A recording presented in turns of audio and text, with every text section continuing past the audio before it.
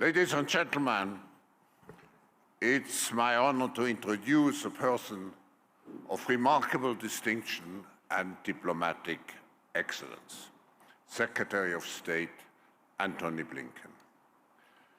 With a long-standing career in foreign policy, you, Secretary Blinken, you have been a pivotal figure in shaping the international agenda and fostering global partnerships. Your deep commitment to promoting democracy, human rights, and global stability underscore your exceptional role in contemporary geopolitics. We know that you enjoy, in addition to diplomacy, many other things, and maybe next time we invite you as a cultural leader to Davos. You have shown such a remarkable understanding of the pivotal roles that technology and innovation plays in connecting the world. And of course, the private sector plays a very essential role in this process. So we welcome you very cordially to Davos and looking very much forward to the discussion with Tom Friedman. And again, a very cordial welcome.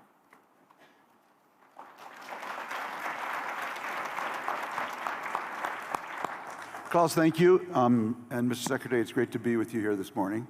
I want to begin with a real black and white contrast in the morning news, reading the papers. On one side, you read about the power these days, Mr. Secretary, of these small units, Houthis, who can disrupt global shipping. Hamas, on day 105 of the war, still firing rockets at Israel.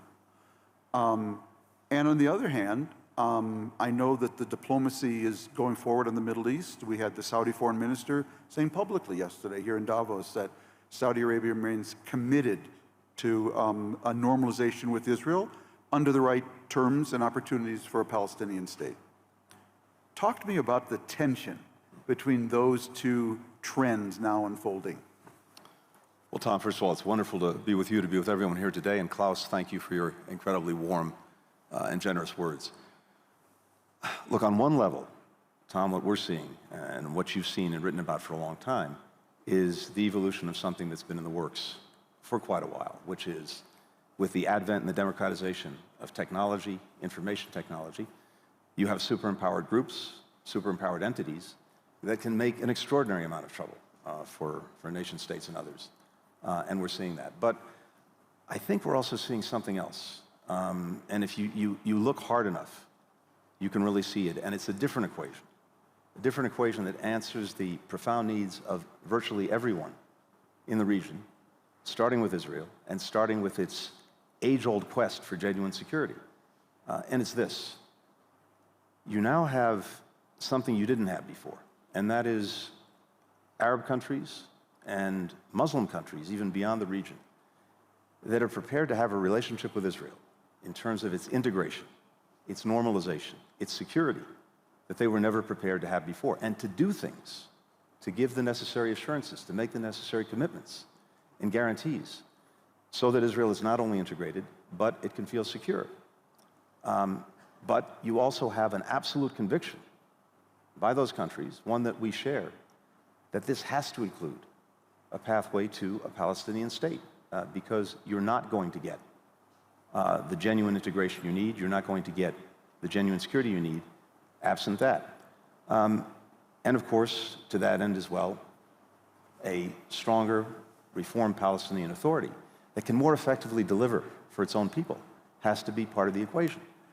But if you take a regional approach, and if you pursue integration with security, with a Palestinian state, all of a sudden, you have a region that's come together in ways that answer the most profound questions that Israel's tried to answer for years, and what has heretofore been its single biggest concern in terms of its security, Iran, is suddenly isolated along with its proxies, and will have to make decisions about what it wants its future to be. So this is actually clear when you look at it and see it. The problem is getting from here to there. And of course, it requires very difficult, challenging decisions. It requires a mindset that's open to that perspective. But the choice is there. And ultimately, this is about choices. What kind of society do we want to live in? What kind of world do we want to live in? What kind of region do we want to live in? We talk a lot as well today about regionalization. Mm-hmm. There's a profound opportunity for regionalization in the Middle East, in the greater Middle East, that we have not had before. The challenge is realizing it. Does Israel have the prime minister for that opportunity? Look, these are decisions for Israelis to make. This is a profound decision for the country as a whole to make. What direction does it want to take? Can it seize the opportunity that we believe is there? And they'll have to make those decisions. Anyone who's in office, faced with this is an inflection point. President Biden talks about this often. It's an inflection point geostrategically. I think it's also an inflection point in the Middle East. Mm-hmm. And when you get to an inflection point, you have to make hard decisions. Yes. When we talk about a transformed Palestinian Authority, Mr. Secretary, it seems to me, in many ways, it's the answer to, now that I hear you, 4 challenges Israel faces. Mm-hmm. That is, right now, challenge number 1, since October 7th, Israel's lost the narrative in this war. That's how it's ended up in the World Court, number 1. Number 2, it went to war without any vision of the morning after or a Palestinian partner that could help it govern Gaza. Number 3, we're trying to put together a regional alliance to deal with threats from Houthis and Hezbollah, which can only be dealt with through a regional alliance.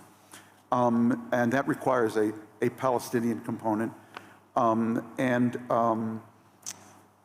when you think about it, a credible, legitimate Palestinian state in peace with Israel becomes the answer to all 3 of those questions.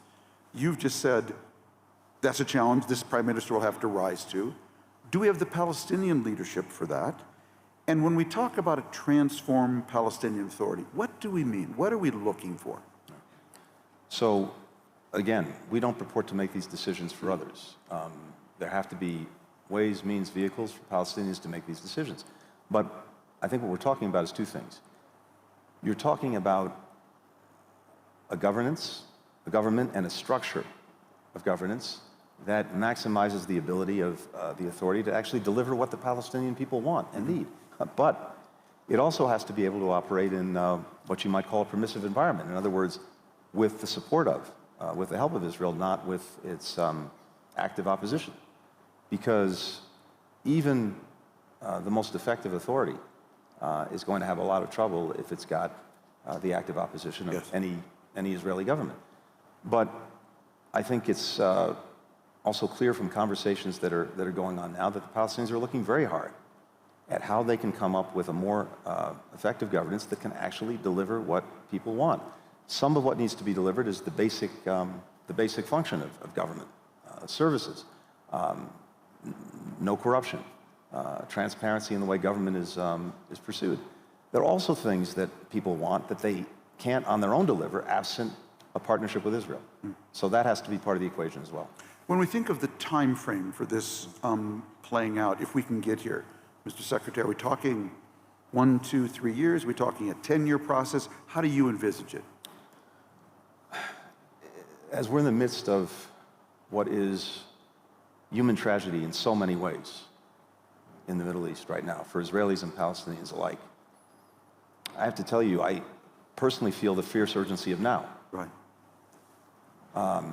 It's not that any of this happens overnight. It's not like it's flipping a light switch. But seeing if we can start to move to this different vision, to this different equation, to this different integration, I think that has to begin as quickly as possible. And as I said before, you know, the profound difference now, I think, is in the mindset of leaders throughout the Arab world and in Muslim countries. And in a way, it's a reversal, it's a flip, as you know so well, better than anyone. When, in previous times, we came close to resolving the Palestinian question, getting a Palestinian state, I think the view then, Camp David, other places, was that Arab leaders, Palestinian leaders had not done enough to prepare their own people for this profound change. I think a challenge now, question now is Israeli society prepared to engage on these questions? Is it prepared to have that mindset?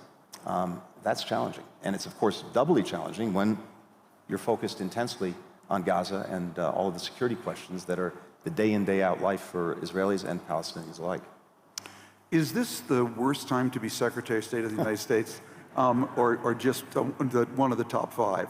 I was thinking about, since Henry Kissinger recently passed away, that when he did his shuttle diplomacy, and I was thinking about this as you've been shuttling in the region now several times, he basically had to call three people, Golda Meir, Anwar Sadat, and Hafez Assad, and they all answered the phone.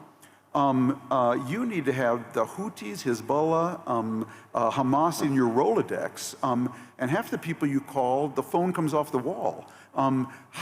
What's it like for you? Take us into that, the nature of your job today, of managing weakness, not strength.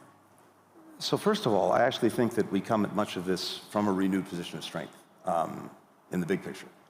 First, President Biden's made investments at home that people around the world are seeing. They're seeing the investments we've made in our own infrastructure. They're seeing the investments we've made in cutting-edge technology, in chips and science. They're seeing the investment we've made in climate technology and related energy technology that's going to power the economies of the future. So they know that we're actually serious about ourselves despite some of the dysfunction that may be seen on the front pages. Second, in ways that we haven't done in recent years, the first thing I was told to do by the president was roll up our sleeves, re-engage with our allies, re-engage with our partners, build new collections of countries that were, and organizations that were fit for purpose to deal with specific problems. And I think we've done that in such a way that on some of the really big issues of the day, whether it's how to deal with China, how to deal with Russia, we have more convergence than we've had at any time in recent memory between us, key partners throughout Europe, throughout Asia, and even in other parts of the world about how to manage these problems. So that's a position of strength. Second, in areas like the Middle East, where we have this profound and in many ways gut-wrenching challenge right now, here's what I'm hearing. I'm hearing from virtually every country, they want the United States. They want us present, they want us at the table, they want us leading. President Biden used to like to say that he's never been to any country where the United States was not all at once the source of its problem and its only solution. Well, that's a slight exaggeration of this moment, but I think there's a kernel of truth there, and there's something else that's very powerful from our perspective. We know that if we're not engaged, if we're not leading, then one of two things. Either someone else is, and just from the perspective of an American, that probably means that that's going to happen in a way that may not reflect our own interests and values, or even worse maybe, no one is. And then you've got a vacuum, and we both know vacuums tend to be filled by bad things before they're filled with good things. So I think there's a greater premium than there's ever been on our engagement, on our leadership in partnership with others, because much of what we're trying to do, we can't effectively get done alone. We have to have partners. We have to reimagine as we've been doing our partnerships. And that actually makes it a great time, even with the terrible human trauma that so many people are going through now, and that affects all of us. It makes it a very extraordinary time to have the responsibility of this job. So one of the things that really strikes me from the outside as a challenge you have right now is that if you don't respond to something like the attacks of the Houthis on international shipping gets completely disrupted, creating inflation all over the world. If you do respond, it enmeshes you and us in a very messy kind of Middle East war. And we're in a political season in America. It gives an opportunity for someone like Donald Trump to come along and say, none of this would be happening on my watch. That he can kind of present himself as the source of order at a time when people are fearing disorder. But you obviously have to engage with this, right now. So two questions. One, I'm interested in your response to that generally. I'm not trying to drag you into politics. I know there's a limit to what you can do. But at the same time, when I hear Trump say that, I'm always reminded of him tearing up the Iran nuclear deal. And on a 1 to 10 scale, 10 being incredibly stupid and 1 being okay, how is that not one of the 10 most stupid things the United States has done in the 21st century? Tom, I'm glad that wasn't a rhetorical question. So you're right, I don't do politics. I'm focused on policies. I'm focused on the moment that we're in and trying to find, with the president, with my colleagues in government, Jake Sullivan and others, the right policies for this moment to advance the interests of our country, the values that we have, which we believe we share with many, many, many people around the world. So that's what this is about.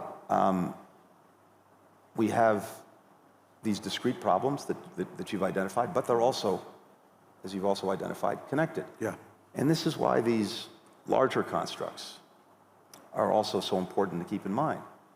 If we can change the larger direction of a region like the Middle East, a lot of these other problems will be minimized, if not totally eliminated. The excuses, the rationales that various troublemakers have for making trouble, they go away. So that's also part of an effective way of dealing with the challenge. Look, on Iran, I'm not going to put it on a scale of 1 to 10, but I think it was a big mistake to tear up the Iran nuclear agreement.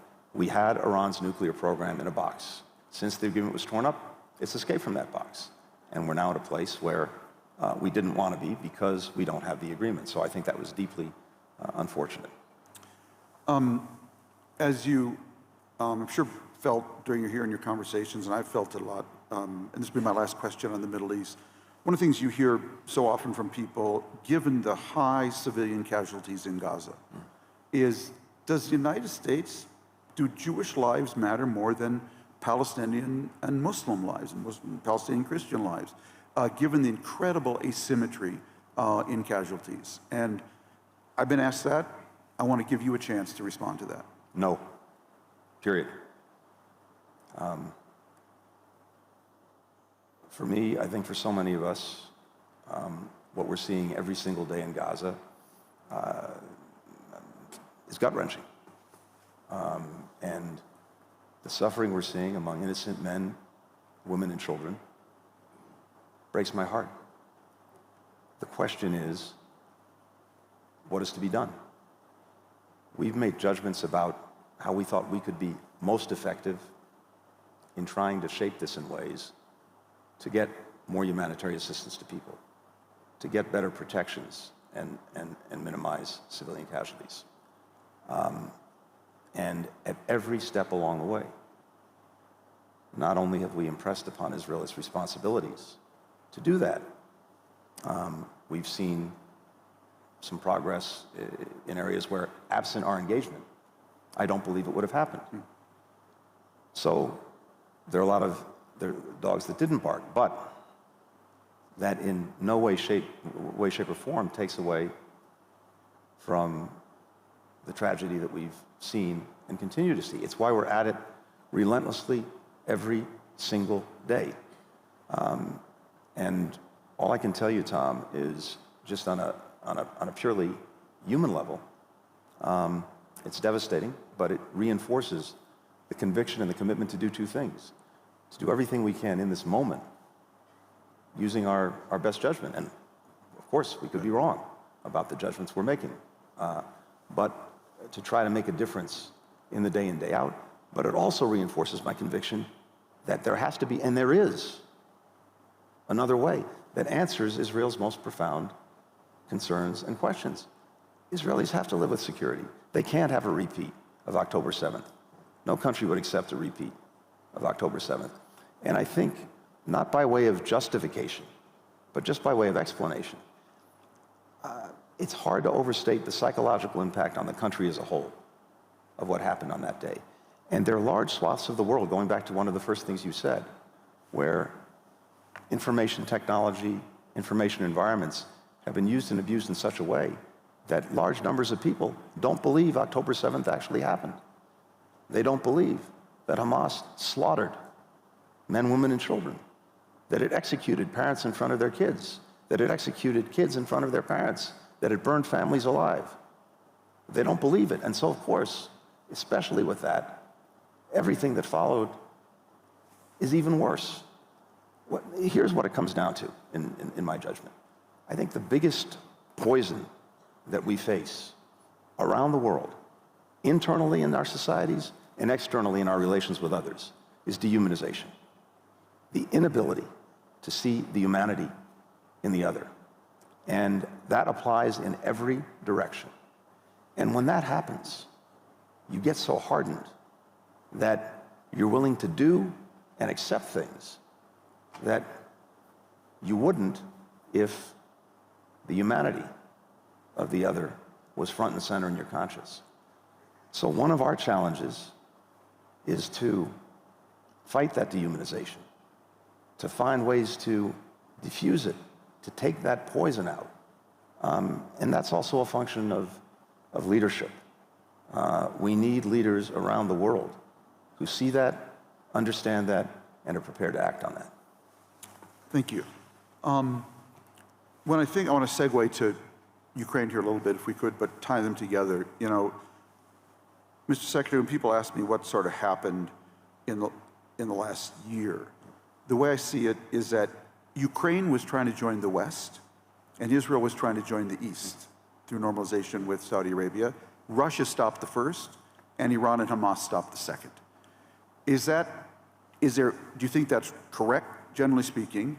And why is Ukraine joining the EU, which for me is just hugely important? Why is Ukraine joining the West so important, as important as you've already described Israel joining the East? Well, look, I think I like that equation. But fundamentally, why is it so important for Ukraine? Because it's what its people want. Mm-hmm. And this was the aspiration that they had that was interrupted in 2014. Remember, that's what the Maidan was all about. It was about people coming out into the streets, peacefully protesting, because a government beholden to Moscow had reversed course on the path that Ukraine was taking to association with the European Union and ultimately membership. That reflected the will, the desire of the Ukrainian people. One of the tragedies is that was not at all incompatible with maintaining close ties to Russia, cultural, economic, and other. Those ties now have been obliterated because of Russia's aggression. Back in 2014, if you looked at polling, Russia was broadly popular in Ukraine. The desire for Ukraine to join NATO was maybe 25%. But I think Ukrainians looked and saw that they could have a better, more prosperous life with opportunity, with future generations enjoying better lives than their parents had known, through getting closer to Europe. And when that was disrupted, that's what unleashed the chain of events that bring us to today. So it's about fulfilling their own aspirations. Bring us up to date, therefore, on the diplomacy. Ukraine's military chief of staff, I believe, said we're in a stalemate. I know the President Zelensky has argued otherwise, but it doesn't seem like there's much movement on the ground. Yet it feels from the outside that neither party is ready or willing or even interested in talking about a negotiated settlement. How does it look like to you? What's going on there? So first, I think it's really important to put this in perspective. Because when you step back, what you see is this. Putin has already failed in what he set out to do. He set out to erase Ukraine from the map, to eliminate its independence, to subsume it into Russia. That has failed, and it cannot and will not succeed. Second, Ukraine has not only stood up to the aggression. Over the past year, it took back more than 50% of the territory that had been taken from it in February of 2022. The last part of the last year has been challenging, but even then, something that got little notice. What Ukraine managed to do in the Black Sea, opening it up, pushing the Russian Navy back, and starting to get grain out to the world. It's been the breadbasket of the world. It's gone back to that as a result of actions it's taken. And the other thing that I think is less visible is that Ukraine has been a profound strategic failure for Vladimir Putin and for Russia. In so many ways, Putin has precipitated virtually everything he sought to prevent. You now have a Russia that overall is weaker militarily, it's weaker economically, it's weaker diplomatically. Europe has severed its energy dependence on Russia. Ukrainians are more united than they've ever been. The NATO alliance is stronger, It's larger, and it will get larger still in the weeks ahead. So stepping back, the strategic picture looks, I think, very different than maybe the day in, day out picture as you see the challenges on the battlefield. Having said that, there's one other important aspect to this. Look, this is a ferocious fight, and Russia does have tremendous resources that it brings to it. And Putin continues to be willing to put his young men into a meat grinder of his own making to try to advance his interests. That's a profound tragedy for Russia. It's a profound tragedy for so many who are affected by it. But as we're looking at it, and as we're looking at Ukraine, we can see what Ukraine's future can and should be, irrespective of exactly where lines are drawn. And that's a future where it stands strongly on its own 2 feet, militarily, economically, democratically. And each of these things is mutually reinforcing. Militarily, even as we're helping them prosecute the day in, day out, 30 countries have come together to make commitments to Ukraine to help them design a force for the future that can stand up to any future aggression, that can deter it. And that, again, will enable Ukraine to do this mostly on its own without the massive continuous influx of resources from others. Second, we're working very hard on getting private sector investment generated in Ukraine. We have Penny Pritzker, former Secretary of Commerce, who's come back into government to lead our efforts on this. Others are doing the same thing. There's tremendous opportunity economically in Ukraine. We've got to get the investment flowing in. That's a very powerful answer. But here's where things are mutually reinforcing. First, the military piece reinforces the investment because you do need to protect the areas where you're making investments. Things like air defenses really matter. Second, the democratic piece is vital because the reforms that Ukraine is pursuing, that it has to pursue if it wants to get into the EU, and that process began in December, those reforms are exactly the kind of reforms that are necessary to attract that kind of investment. And that's reinforced by so many from the private sector who've gone to Ukraine and said, okay, here's what's needed if we're going to make these investments. That process starts to take on a life of its own with a push from us, dozens of other countries, but then Ukraine can be off and running. It doesn't require all of us to make the same kinds of emergency investments that we've had to make over the last couple of years. It's the best single possible answer to Vladimir Putin. It's the best rebuke to his aggression. Are we anywhere near any kind of negotiation, though, for a stable long-term ceasefire? Look, in this moment, I don't see it. We're always open to it, attentive to it, because more than anyone else, the Ukrainian people want this. But there has to be a willingness on the part of Russia to engage, to negotiate in good faith based on the basic principles that have been challenged by its aggression. Territorial integrity, sovereignty, independence. If and when Russia is prepared to negotiate on that basis, it will find Ukrainians who want to do that, and it will certainly find support from the United States in doing that, and many other countries. No one wanted this, and in fact, we tried to prevent it. We saw it was coming. We warned the world. We also engaged Russia intensely for several months, trying to see if there was some genuine security issue that was motivating them to do what they seemed to be ready to do. And unfortunately, it became apparent, you don't have to believe me, just read what President Putin says. It was never really about that. It was always about this grand vision of reestablishing a greater Russia. Secretary, you recently met, and President Biden met with President Xi, and when it comes to sort of Russia today, one reason it's been able to keep up this war in Ukraine is that it's found huge markets abroad for its oil and other things, and largely through China. And two questions related. Is there a possibility of a Biden to Beijing kind of move where we separate China from Russia in a way that we did during the Cold War? And do you, when you're engaging with Xi on these issues in Russia, do you ever say to him, Russia's a loser? Why are you hanging out with this loser?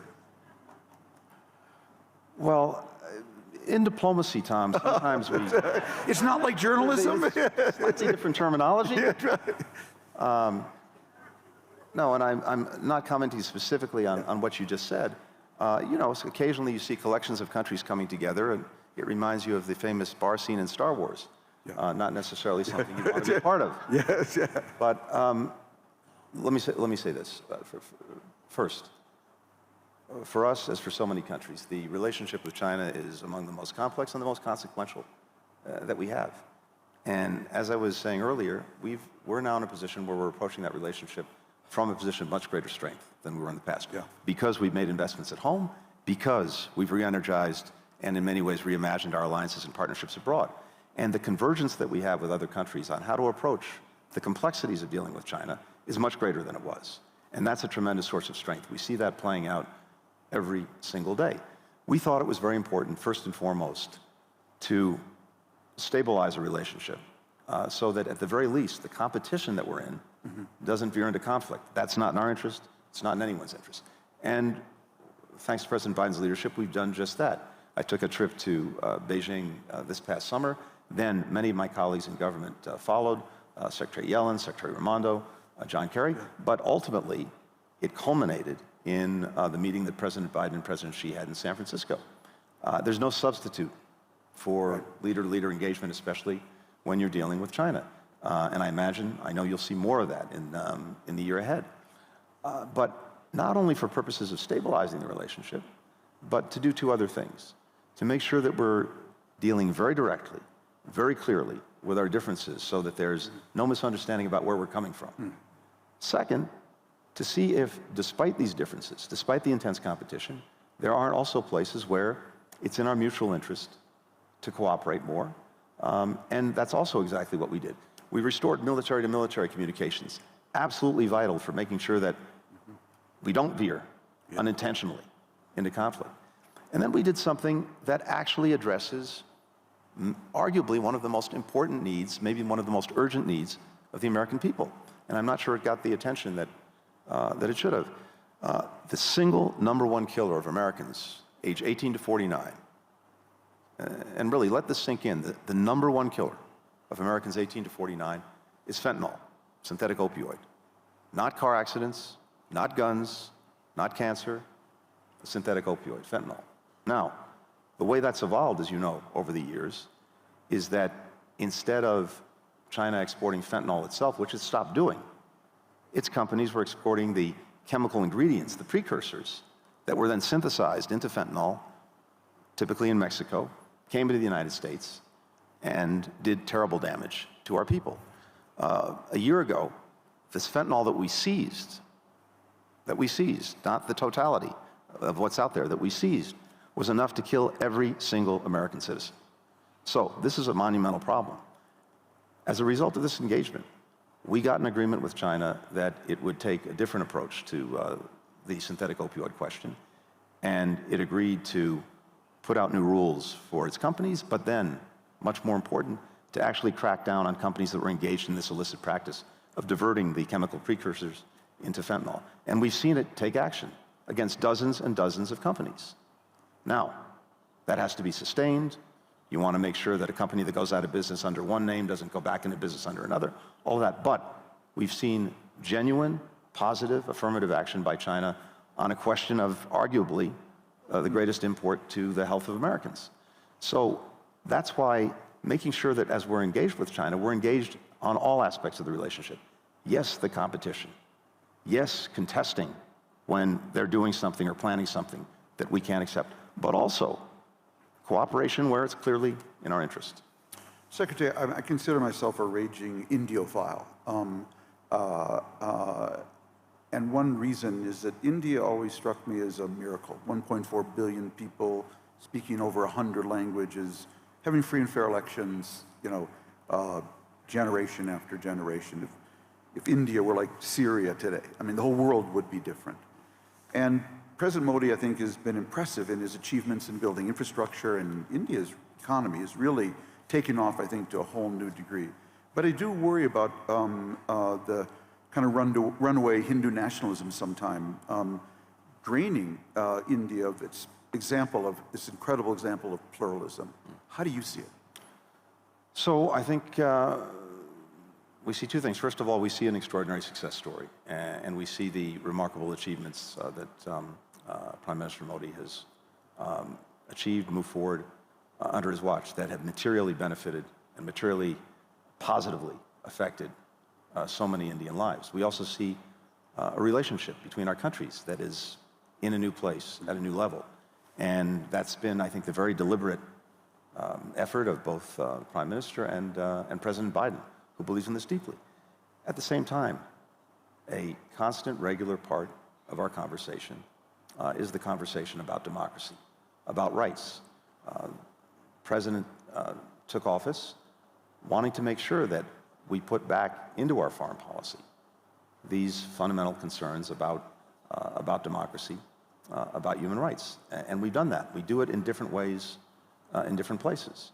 In some places, maybe it's more overt, maybe it's more vocal. In others, because of the nature of the relationship we may have with the country, with the government, it's part of a very sustained, very real conversation.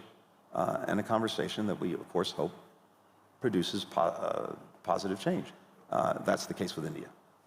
A country is obviously in the news because of the recent election is Taiwan. Taiwan's one of my favorite countries. You know, a barren rock in a typhoon-laden sea that, has, amassed these incredible reserves, the world's best chip company. So much has changed there, Mr. Secretary, over the 40 years I've been visiting. There's just one thing that hasn't changed, and it's geography. It's still a tiny island off mainland China, and people who forget their geography sometimes get in trouble. And that wrestling inside Taiwan over that, we see in every election, including the last one. How do you see the results of the last election? Because there was a certain balanced result with the KMT, I think, maintaining the majority in the parliament, the DPP winning the presidency. How do you see it, and how do you hope the U.S. Congress responds to it? Well, I think what we see in Taiwan on one level is very straightforward. We see a very powerful affirmation of democracy, something that we congratulated the people of Taiwan for, and something that's been consistent now over many years. And that's the most important thing. Look, our fundamental interest, the fundamental interest of countries around the world, is to make sure that peace and stability is maintained at Taiwan Strait, that any differences between Beijing and Taiwan are resolved peacefully, and that actually one of the hallmarks of success of the relationship between the United States and China since the establishment of diplomatic relations has actually been the management of the Taiwan issue. And the premium that we've had has been maintaining the status quo, allowing people on Taiwan to know ever better lives and to be remarkable contributors to the global commons, which they are, but to maintain the status quo and for neither side to take steps that would in any way disrupt it, especially when it comes to the use of force. That's not only our position, that's the position of country after country around the world. And there's one very practical reason for it, and it's something you alluded to. 50% of global commerce goes through that strait every single day. If that were to be disrupted, it would affect the entire planet. And it's about the last thing we need, especially coming back from COVID. Second, again, to state the obvious to everyone, semiconductors and the manufacturing capacity that Taiwan has, that affects every person in this room and almost every person around the room, from the smartphone you carry in your pocket, to your dishwasher, to your automobile, to everything else.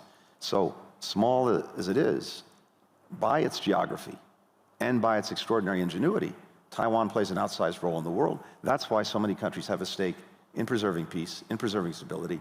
And again, it's not just us saying this to Beijing, it's country after country. They say it in different ways, some more quietly than others, but everyone has the same interest. I want to close, Mr. Secretary, with a more personal question. Your predecessor, Dean Acheson, wrote a book, Present at the Creation. And when I think of the time of your holding this job, I think of it as an age of amplification, acceleration, and democratization. Never have more people had access to tools that amplify their power at a steadily accelerating rate and being democratized to more people. You've been around diplomacy a lot now, 2 administrations. What surprised you most in this job in the last 3+ years? Things that you didn't see despite all you'd been doing before. What's going to be the title of Tony Blinken's book? The best laid plans? I don't know. Look, I think, Tom, to your point, and I've been doing this for 30 years professionally, and I can't think of a time when there's been both a greater multiplicity and greater complexity of the challenges that we're dealing with. So it's real, and again, the spread of sources of power, the democratization of information technology, of technology more broadly, as we were saying at the very outset of this conversation, has empowered groups, empowered individuals in ways that was not the case a few generations ago, and has made life a lot more challenging for the nation state. But having said that, even as we're in moments where it just seems like you've got some darkness, there are powerful, powerful beams of light that you can see for the way things can, should, and I believe will be better, different, and we talked about one of them. You can see a very different future for the Middle East that finally answers challenges that have afflicted it, and as a result afflicted much of the world for generations. You can see through the power of technology so much good that is possible in solving fundamental problems. We did a session on the margins of the UN General Assembly on AI and the Sustainable Development Goals, and how you can use artificial intelligence to actually accelerate those goals, which, as many of you know, have stalled out a bit. And the excitement was almost palpable. And what's really interesting to me is if you look at some of the polling, and if you actually have conversations with people, the people most excited about the positive potential of AI tend to be in the great global majority in the world. They know the difference that it and other technologies, when harnessed and marshaled in a smart way, can mean for putting more food on the table, for creating greater opportunity, for solving climate change, for dealing with energy needs. All of that is there. And one of the things that is challenging is that you get headlines every day that, of course, are focused on the really hard things. All of the good that's actually happening, that's moving forward step by step, you tend to either not see it or discount it. But as I'm going around the world, I see as much or not more than that. And look, for the United States, it's again a very basic proposition. President Biden believes strongly, as I said before, that when we're engaged, when we're leading, we can help move the ball forward. But what is different is this. The flip side of that leadership coin is the cooperation coin. We know that virtually none of the problems that we want to address for our own people can be done in isolation. We can't do it on our own. We have to have partnerships, but they have to be reimagined. It's, yes, our traditional alliances and partnerships, but also building new ones, as I said, that are fit for specific purposes, bringing together collections of countries, the private sector, NGOs, other actors, all of whom have an interest and maybe some special capacity to solve the problem. I like to refer to it as variable geometry, and that's what we've been doing. We've been putting these different pieces together. And I think when you emerge from the immediacy of this moment, 5 years, 10 years, a lot of that variable geometry will be much more visible. But more than that, it will produce positive results. That's what motivates me. So I'm motivated by that because I really see it and feel it. And when it comes to the hard things, I think Churchill said, when you're going through hell, keep going. Mr. Secretary, I have a simple criteria for interviews. Was it interesting and did it make news? You passed both with flying colors. Thank you very much. Thank you, Tom. Really appreciate it, Tom. You did a good job. Thank you. Thank you.